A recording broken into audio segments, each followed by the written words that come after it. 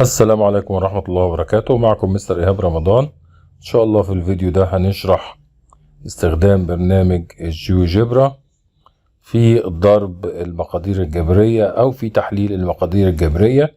أحيانا بيبقى فيه مقدار جبري صعب في الضرب، فأنا بستخدم البرنامج عشان خاطر أتأكد من إن أنا ضربت المقدار كويس، وأحيانا برضو بيكون في مقدار جبري صعب في التحليل، فأنا بستخدم البرنامج للتأكد من صحة إجابتي.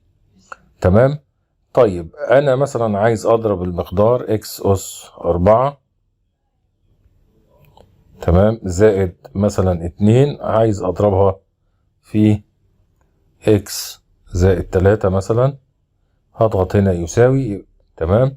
زي ما انتم شايفين كتب لي اف اوف اكس وكتب لي قوسين جنب بعض ما ضربهمش، فانا هاجي على الثلاث نقط اللي فوق العلى واختار اكتب هنا في السيرش كوماند، اكتب كلمة اي اكس، هلاقي ظهر لي كلمة اكسباند، اضغط عليها وبعد كده هنا اختار من الاي بي سي حرف الاف، اقول له اكسباند اف اوف اكس. زي ما انتم شايفين هو ضرب لي الدالة اهي اكس اس 5 زائد 3 اكس اس 4 زائد 2 اكس زائد 6. طيب انا عايز اعمل للاكس اس 5 زائد 3 اكس اس 4 زائد 2 اكس زائد 6، عايز اعمل تحليل، فاكيد هيطلع لي القوسين دول.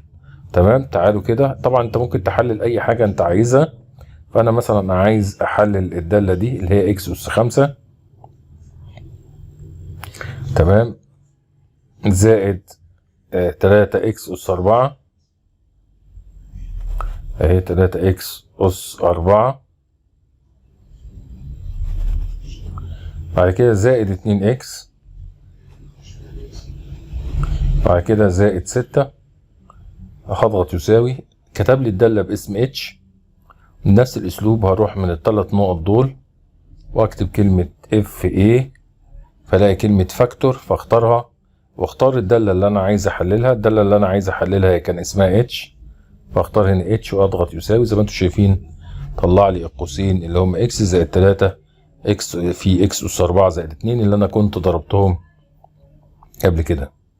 تمام اهو اللي انا كنت ضربتهم في الاول خالص. انا جبت لكم نفس المثال علشان خاطر تتاكدوا من صحه التطبيق. تمام. واتمنى ان انا اكون افدتكم. في فيديو جديد ان شاء الله انتظروني بسر جديد بحاجه جديده في ماده الرياضيات. عايزين اي حاجه اسالوا عليها وان شاء الله اعمل لكم بيها فيديو. والسلام عليكم ورحمه الله وبركاته.